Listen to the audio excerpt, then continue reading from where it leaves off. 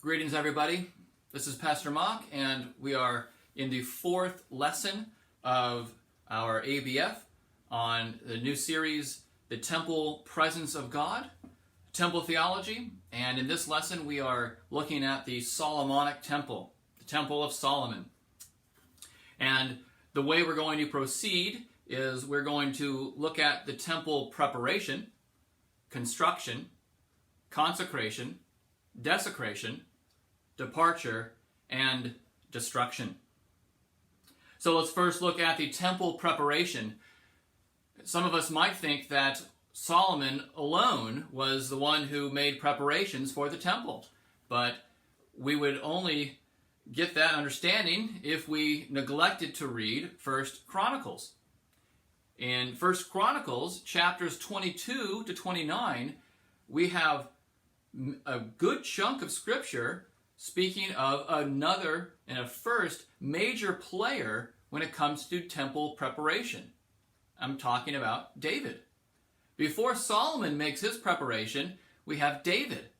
And the Bible devotes a lot of space to David's preparations of the temple. And David was preparing for the temple construction.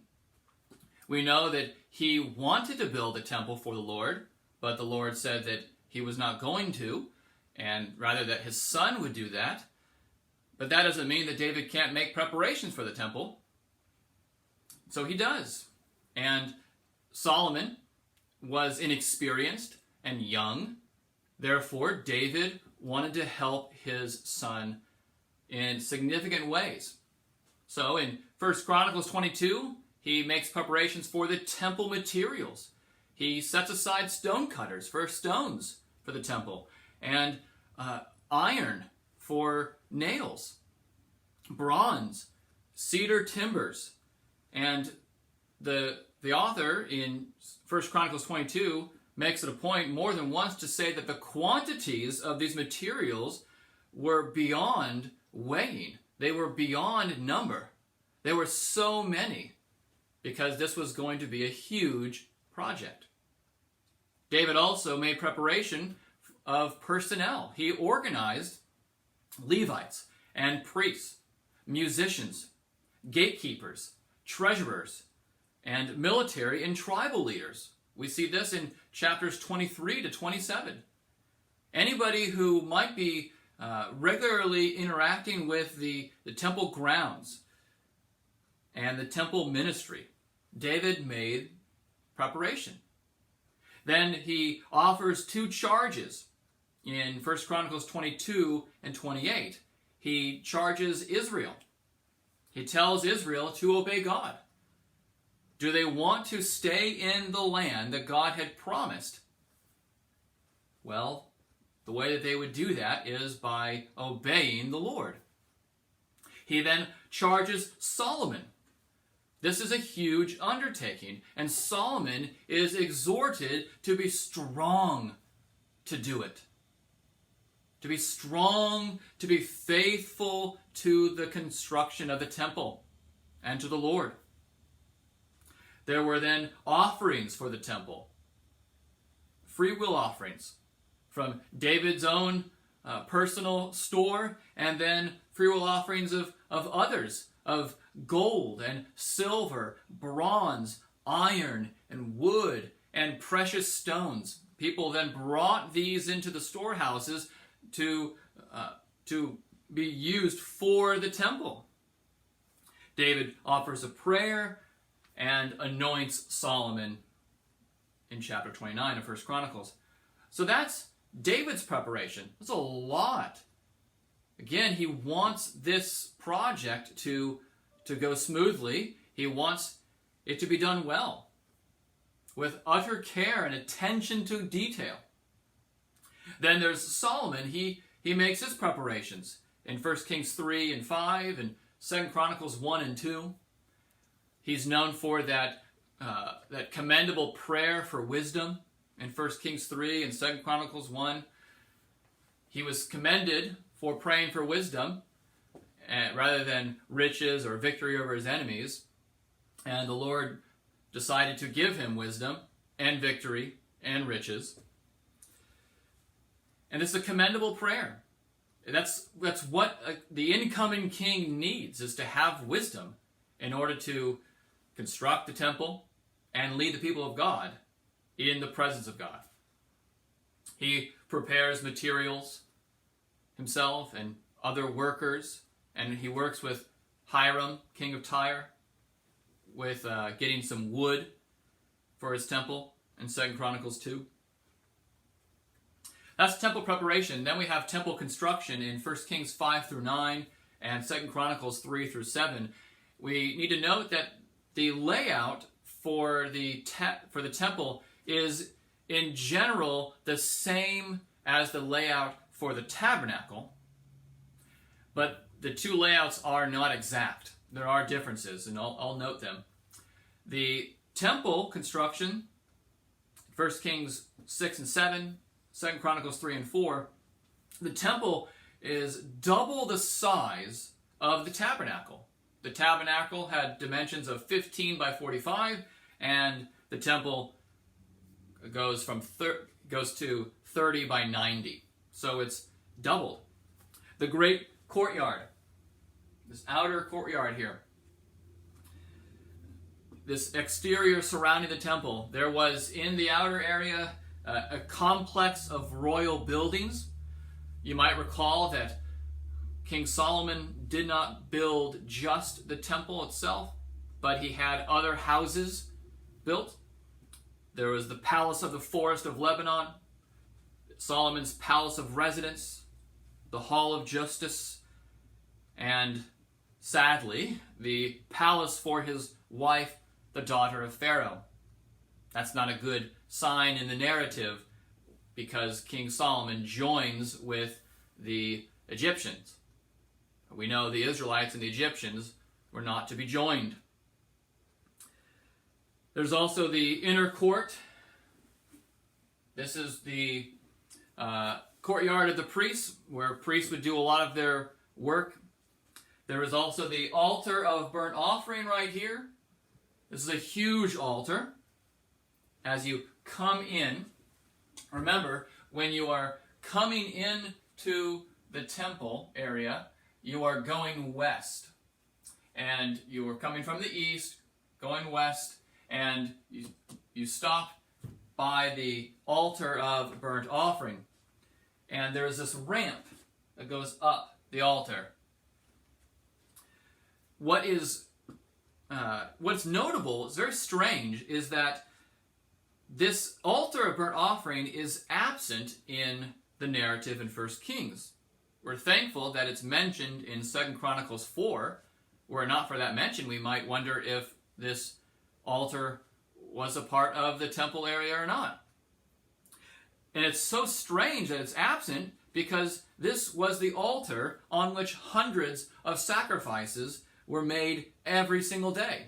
It's a very significant part of the temple ministry. This ascension is also strange, because in Exodus 20, verses 24 to 26, God forbids the use of steps. So we find out these actually aren't steps, but it's a ramp moving upwards. By the way, this image here that I drew very poorly is not my own creation. And you can find stuff like this on the internet, but I found this in the book by Daniel Hayes called The Temple and the Tabernacle, a study of God's dwelling places from Genesis to Revelation. I recommend this book to you for a detailed read of the temple throughout the Bible, and the tabernacle beforehand, Garden of Eden. So then we also have the sea basin up here in the north. Harry mentioned the sea basin, and I think it was talk 1 that he did. This sea basin is supported by 12 bulls, 3 facing each direction, and these were of cast bronze, and they had a water capacity of about 10,000 gallons. That's a lot. It's a lot of water. The tabernacle, so moving to the tabernacle, did have a basin, and that was used for ritual purification of priests before entering. When they came into the tent of meeting, they would, for the tabernacle, would purify themselves with a basin. But in the temple, we now have this sea basin, which probably has that same function, replacing the washing basin of the tabernacle. And why is it called sea? Why is it the sea basin? Well, we don't have exact reason for it. There are a couple ideas. One is that it's a huge basin, and the sea is a huge part of creation. Another idea, perhaps not contradictory to the first idea, is that the sea, often in Scripture, referred to the waters of chaos. And so that this could be, God could be saying that he has control even over the chaotic waters, whatever might be called chaos or disorder. And God, the realm of chaos is not outside the presence of God. You know, God orders all and is in control of all. At any rate, it's a sea basin used for the purification. So we have also 2 bronze columns. See these circles here? These are steps. 2 bronze columns. And these are 27 feet high, 18 feet in circumference, 5 feet 9 inches in diameter each. These columns were not part of the tabernacle, so these are additions when the temple was built, and likely a sign of strength. As you came in, you see these very imposing columns indicating the power, strength of God. And then we have the porch, or the portico. This extends out 15 feet. This was also not part of the tabernacle. And this is the first step of 3 ascending, increasing steps of holiness as one approaches the presence of God. As one is moving westward, remember the Michael W. Smith reference, "Go west, young man," as he's coming in from the east, heading westward, there are 3 levels of holiness with increasing degrees of holiness. The tabernacle had the courtyard, holy place, and most holy place, or Holy of Holies. And then the temple has the porch, holy place, and most holy place. In the north of the inner courtyard would also be bronze basins, which I didn't draw, with movable stands. There were 10 of them, each with a capacity of 240 gallons, the purpose of which possibly is for additional ritual cleansing ceremonies. So that the basins and the porch. Then we have the holy place, the second level of degree of holiness. And on the exterior of the holy place, there are rooms. Not part of, you didn't have this in the tabernacle. You have this now in the temple. These rooms were priests' rooms and storage. And the temple has 3 stories. So 3 floors. So there are 3 floors of side rooms on either side of the temple. What would be the purpose of these rooms? Well, remember, there are a lot of materials that have been gathered and that will have to remain in the temple area for continued ministry of the temple. So these rooms would hold supplies like olive oil, incense, and wood, and possibly even temple treasures like gold and silver, bronze utensils. In the holy place were the 10 lampstands, the table of the bread of presence, and a lot of people think this was where the altar of incense was as well. The altar of incense was either here in the holy place or in the most holy place. And the most holy place, or the Holy of Holies, right before you come into it, there's this door and curtain on which the cherubim would be drawn, engraved, and this door and curtain would separate the Holy of Holies from the holy place. Inside the Holy of Holies is the Ark of the Covenant, the furnishing object that that best represents the presence of God. And of course there are the cherubim, those guardian angels who guard from who sanctify and maintain the glory presence of God and try to drive out any would-be invader. Remember the cherubim in the Garden of Eden. In 1 Kings 8 and 2 Chronicles 5, we see of the ark entering the temple. What this means is that God enters the temple. In 1 Kings 8, 10, and 11, we read, "And when the priests came out of the holy place, a cloud filled the house of the Lord, so that the priests could not stand to minister because of the cloud. For the glory of the Lord filled the house of the Lord." So we have this glory cloud, which represents the spirit presence of God, was so thick and full in this holy place that ministers couldn't stand. The priest could not stand. God graciously indwells the temple. And because God himself does this, and apart from him this wouldn't happen, but because he indwells the temple, he then thereby sanctifies and glorifies the temple. If he weren't there, there'd be no special glory presence of God. But because God himself is present in this building, that presence specializes. It makes special this building. And you can say that God is in this place in a way different from how he is elsewhere. Most blessed, favorable presence. Most glorious presence.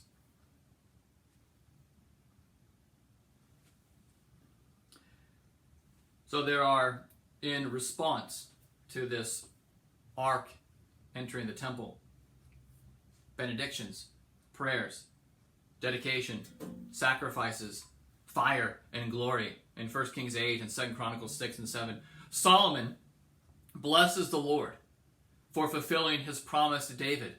It's a time of great praise to God that the Lord has fulfilled his promise to David. They have been yearning for a permanent dwelling place. They got tired of having the tabernacle and it being mobile, because that meant that they didn't have their own permanent land. And God had promised them a land for years and years. Finally, they get it.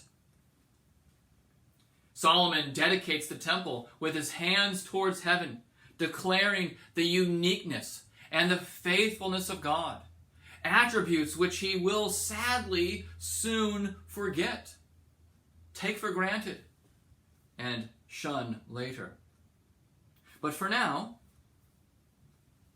he is declaring that God is one, and he is faithful to his word. And at present, for now, with humility, he professes the inadequacy of the temple to contain the omnipresent God. Obviously, God is omnipresent, so he is not limited by time and space. And God is a glorious being. The temple is a marvelous sight. But this marvelous sight, however marvelous, however glorious, pales in comparison to the marvelous and glorious God that indwells it. Solomon then exhorts everyone to call upon the Lord.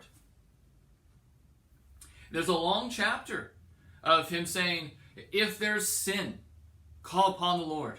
If there is a defeat at war, call upon the Lord. If there's a famine, call upon the Lord. If there's pestilence, call upon the Lord. Call upon the Lord. Call upon the Lord. He's urging the people to do this. He's saying, don't forget the covenant Lord. That's ironic, because that's exactly what he did. He did not abide by his own exhortation to the people. Solomon blesses the Lord of rest for granting Israel a place of rest, a permanent dwelling of safety. He also blesses the whole assembly of Israel with the presence of God. He offers a benediction upon the people, and he says, here is the presence of God. Be blessed by it and in it and with this God, your covenant-keeping God. Of course, this calls for a celebration. So to seal the event, he offers sacrifices, 22,000 oxen, 120,000 sheep for peace offerings.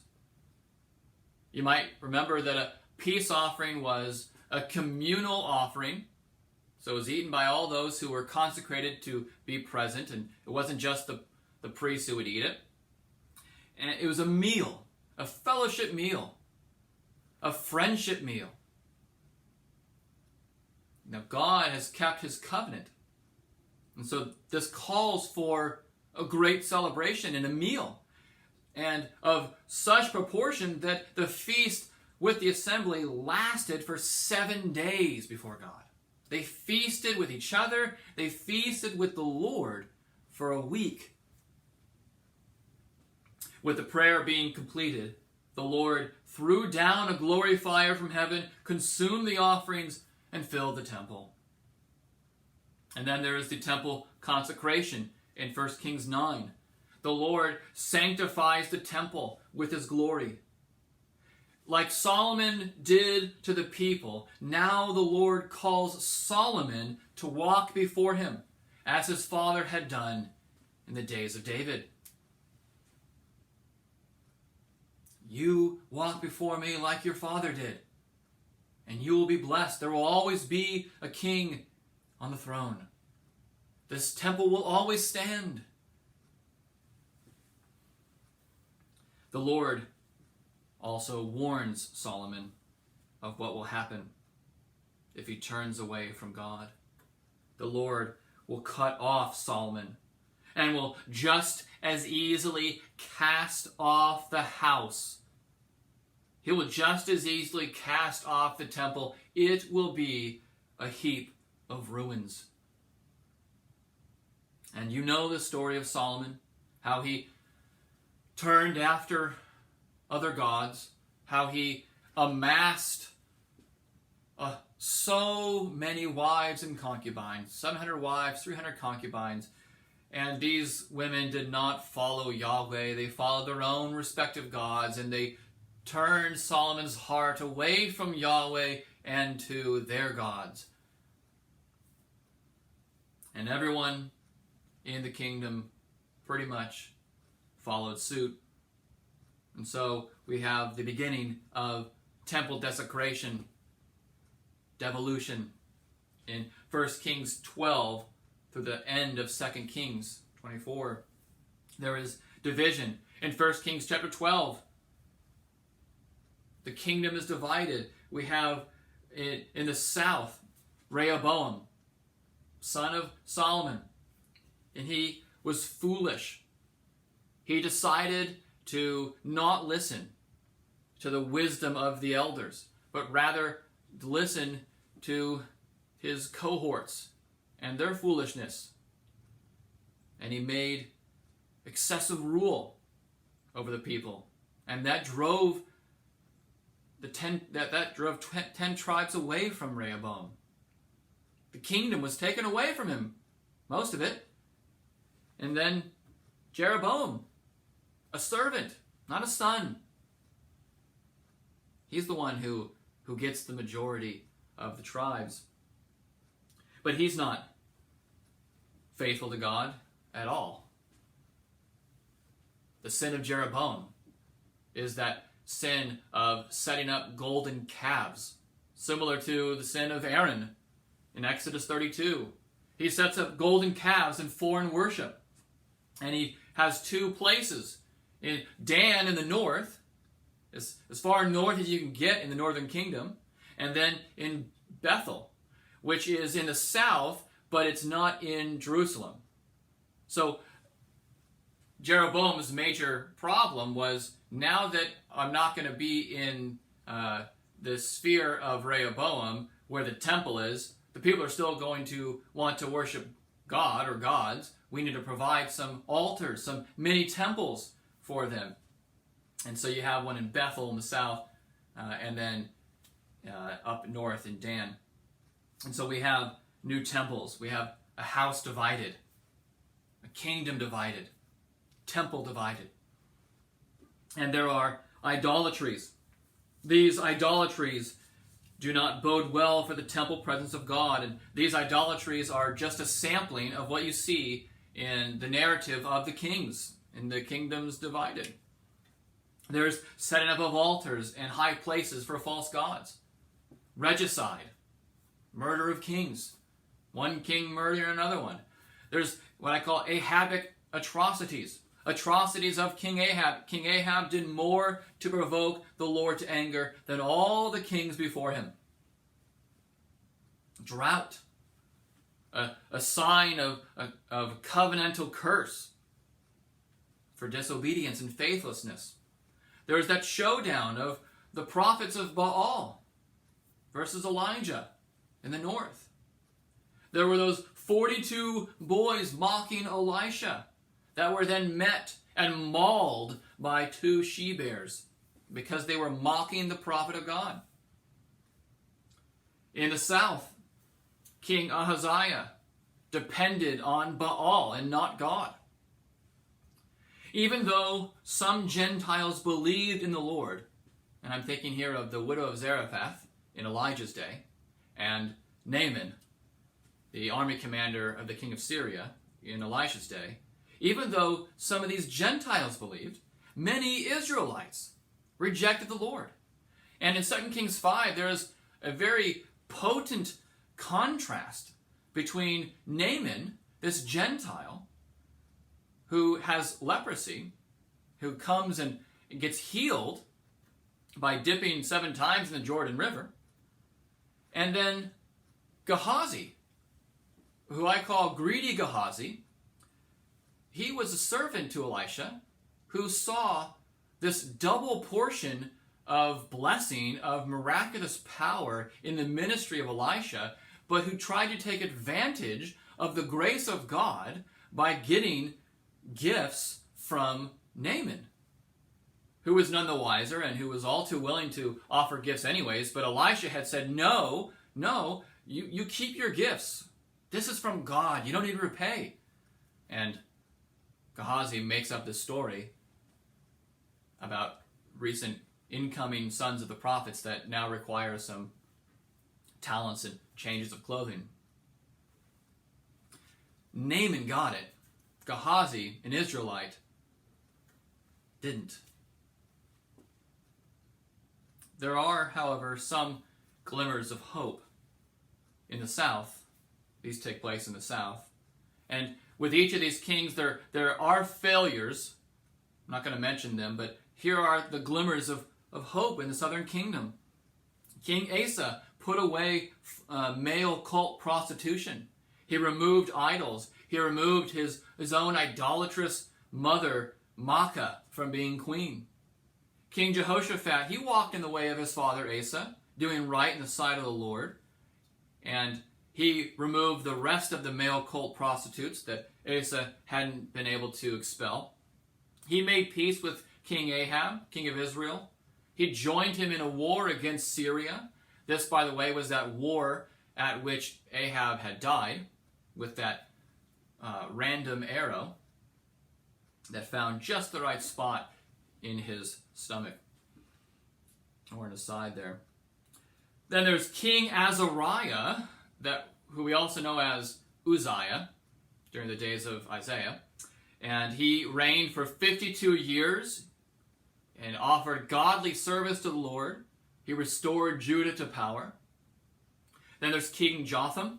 He reigned 16 years of fairly good, faithful service. He built the upper gate of the house of the Lord. He fortified cities in the hill country of Judah, and he won a war against the Ammonites. Then there's King Hezekiah, who had 29 years of right conduct before God. He cleansed the temple, restored temple worship. He restored the Passover. He organized priests. He trusted in the Lord despite that huge Assyrian army of 185,000. And then there was King Josiah.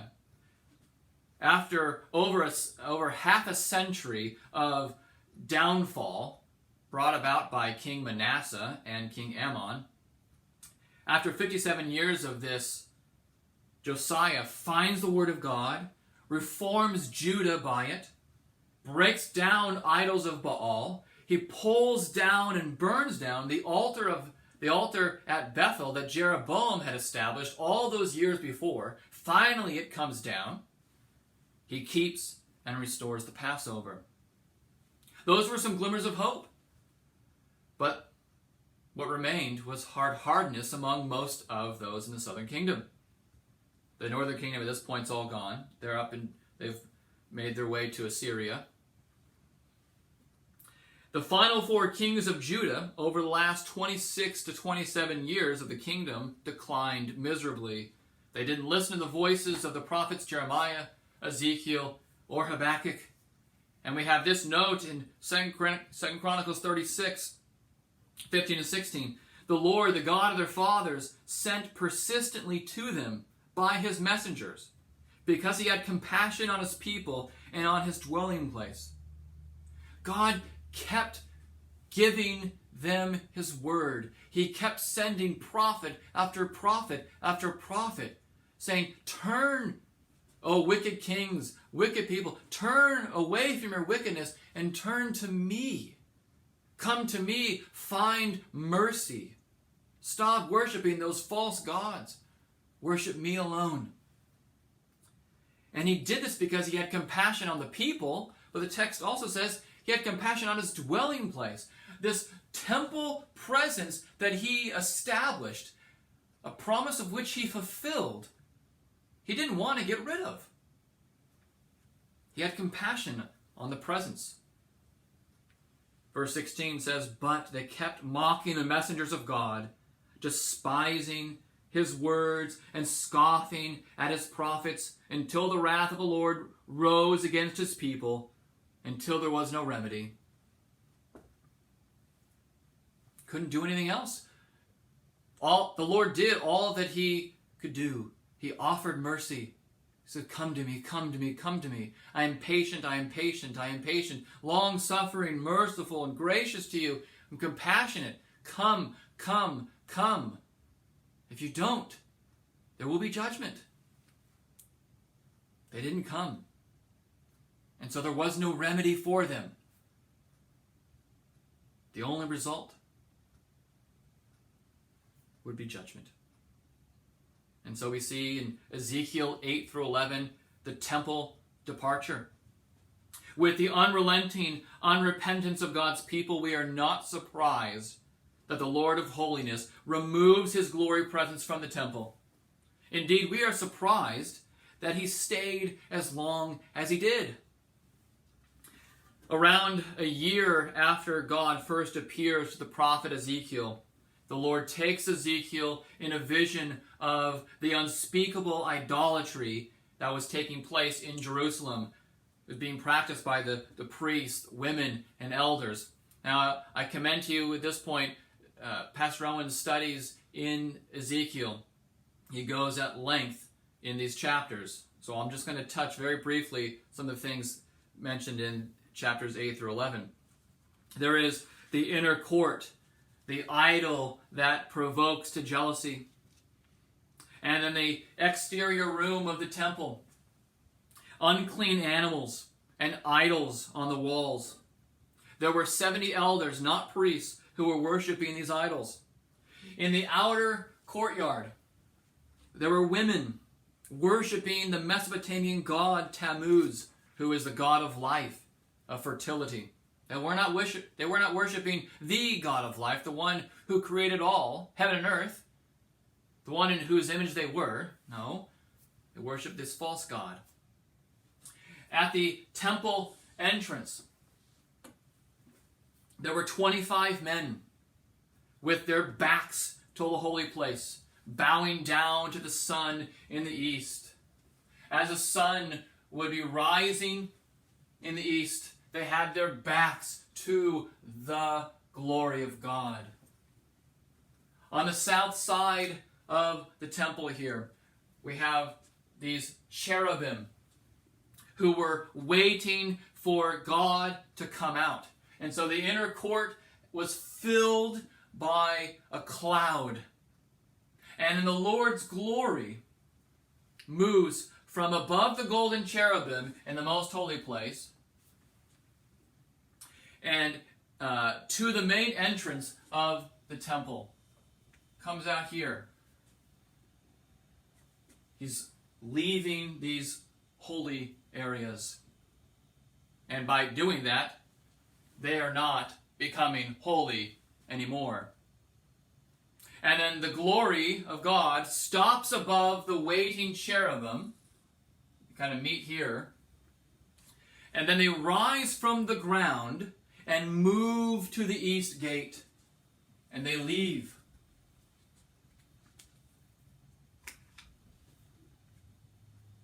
He goes east to the mountain to the east, Mount of Olives.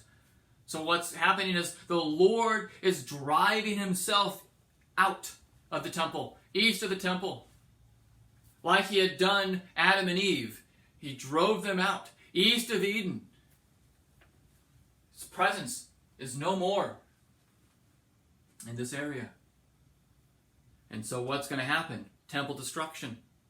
In 2 Kings 24 or 25, 2 Chronicles 36, and Jeremiah 52, we read of the destruction of the temple. This paves the Lord's exodus, glory exodus, paves the way for the Babylonians, led by King Nebuchadnezzar, to now invade, take captive, kill, overcome, and bring back to Babylon that stiff-necked, rebellious people of God.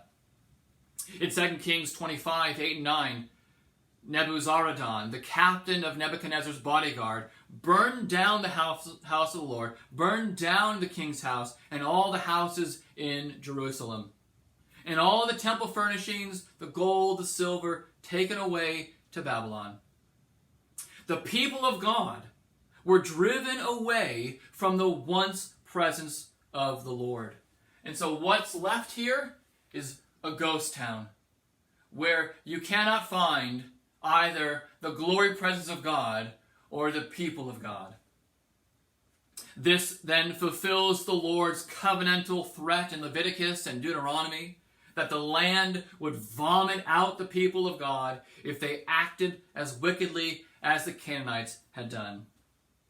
You might recall that the Lord prepares the Israelites to enter the promised land, and he gives one reason why. One of the reasons he gives for kicking the Canaanites out was their wickedness, their idolatry. And he says, when you come in, if you are acting like the Canaanites, you're going to be treated like the Canaanites. The land's spitting them out. The land will spit you out as well. And years after years after years of faithlessness, that's what happens. The land vomits the Israelites out because of their wickedness. This was to fulfill the Lord's word through Jeremiah, that the promised land would enjoy its Sabbaths.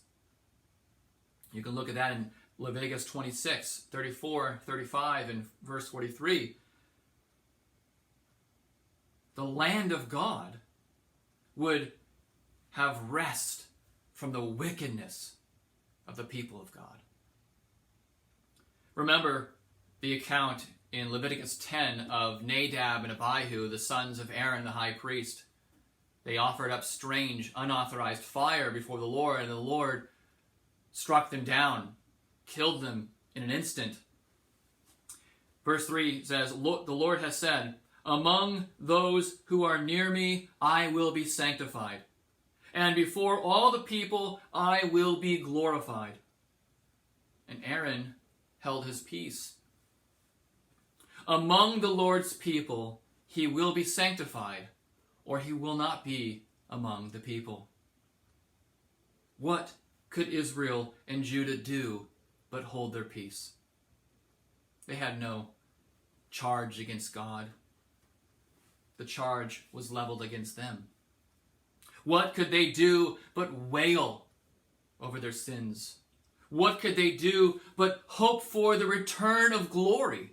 What could they do but hope for the return of mercy and compassion? And most of them didn't hope that way. Most of them didn't demonstrate repentance. Most of them didn't sorrow and wail, lament. But some did. Those who had faith in the Lord, the righteous of God, they did. And they were hoping for the glory presence.